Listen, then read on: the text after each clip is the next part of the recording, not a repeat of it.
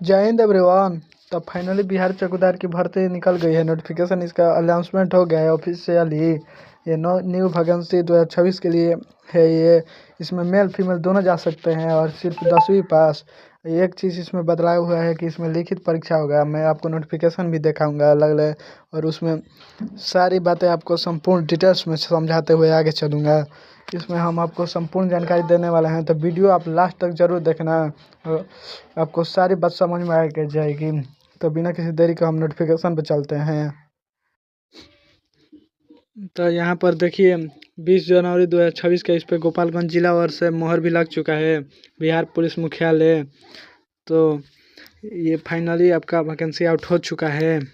और यहाँ पर देखिए इस पे हस्ताक्षर भी कर दिया गया है। और ये बिहार सरकार गृह विभाग कराता है ये भर्ती को, यहाँ पर दिया गया है।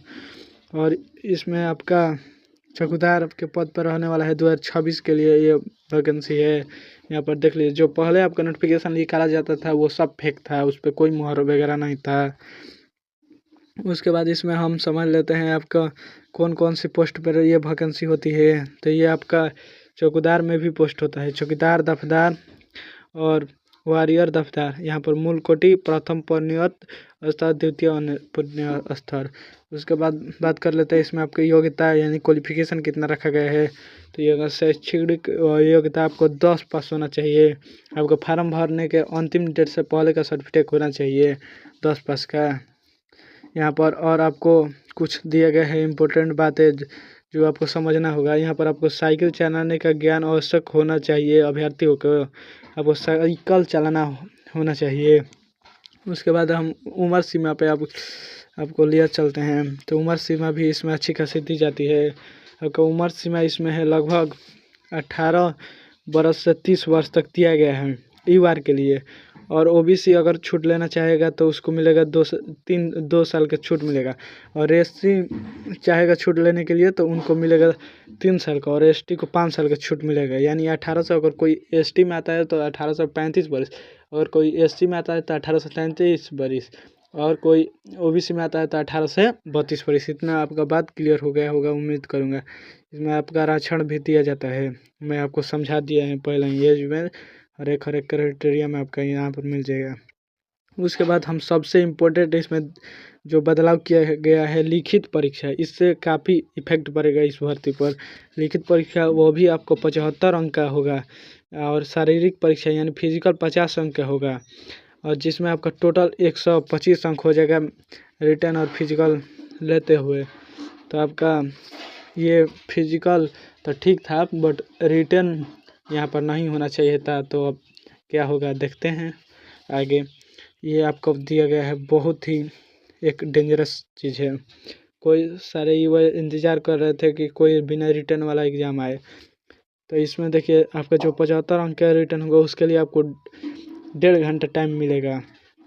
लिखित परीक्षा 10वीं मैट्रिक कक्षा के पाठ्यक्रम पर आधारित होगा, स्तर पर होगा, जिसमें सामान्य ज्ञान, गणित, मानसिक और क्षमता से संबंधित प्रश्न पूछे जाएंगे। लिखित परीक्षा में सामान्य प्रश्न और दिया जाएगा, ये सब आपको लिखा गया है।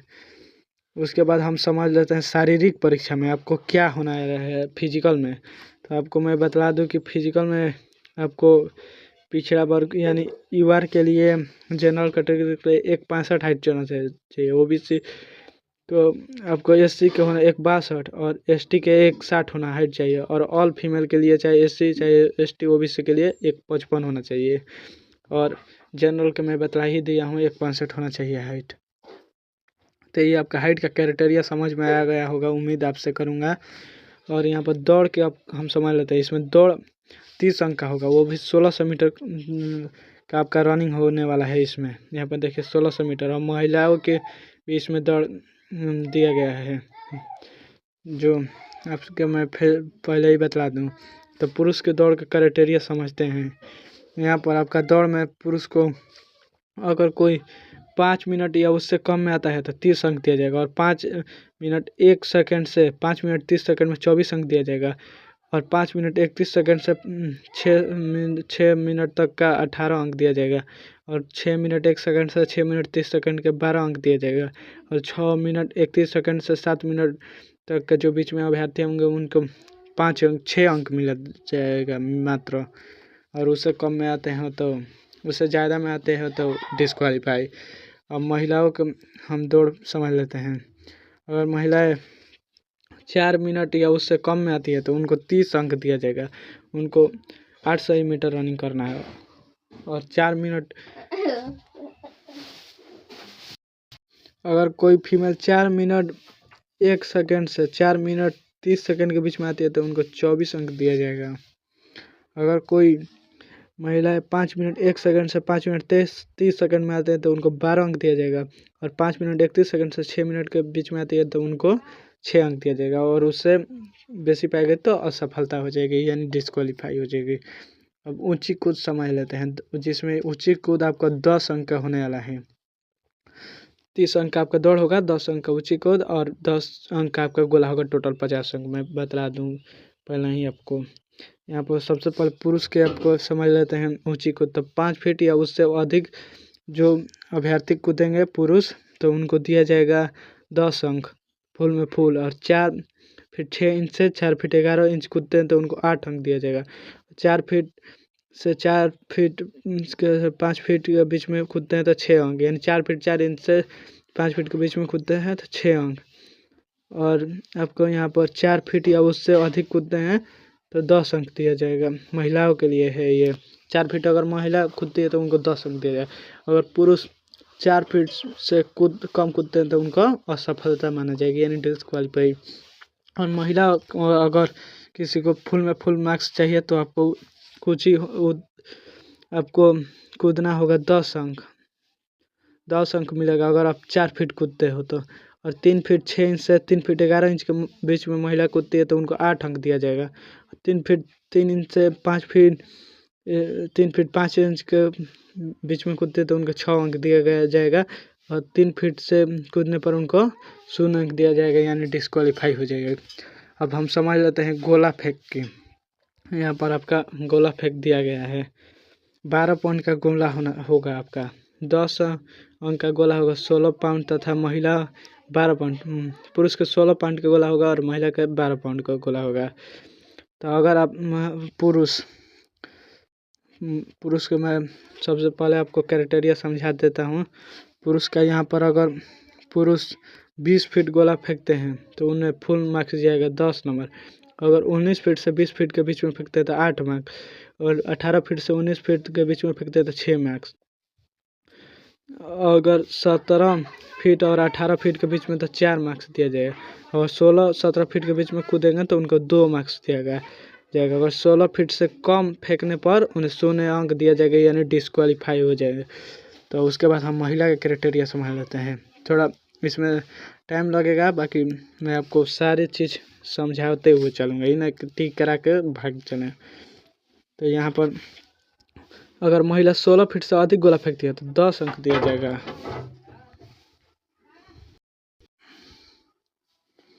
उसके बाद अगर 15 फीट से 16 फीट के बीच में कूदती है तो 8 अंक दिया जाएगा। अगर 14 फीट से 15 फीट के बीच में कूदती है तो 6 अंक दिया जाएगा।